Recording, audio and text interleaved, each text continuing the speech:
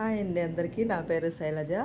మా కోడైతే ఇంకా ఈరోజే తీసేసినామన్నమాట. 10 గుడ్లు వేసింటే 10 గుడ్లని కూడా పిల్లల్ని అయితే లేపింది. ఎందుకంటే చలికాలం కదా, తప్పకుండా ఎన్ని గుడ్లు వేస్తే అన్నీ లేపుతాయి అనమాట. వాటిని తీసుకొచ్చి ఇక్కడికైతే పక్కనైతే వేస్తున్నాం అనమాట. ఇంకా అక్కడ క్లీన్ చేయాలి అనేసి.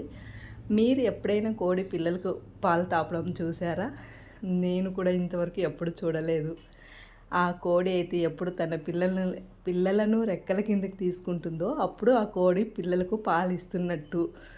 ఈసారి నేను కోడిని ఇవి పిల్లల్ని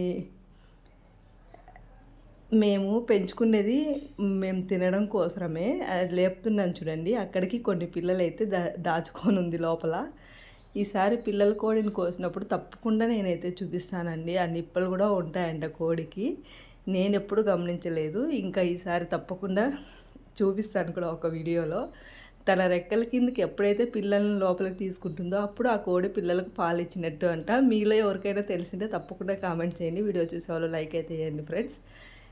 చూడండి, ఇంకా ఇప్పుడే బయటకు వచ్చిన పిల్లల్ని తీసుకొచ్చి ఇలా వాటికి నీళ్లు వేసేసి చిన్న చిన్న రాగులు అయితే వేస్తున్నాం అన్నమాట. అవి చిన్నవి పిల్లలు కూడా తినాలి అనేసి.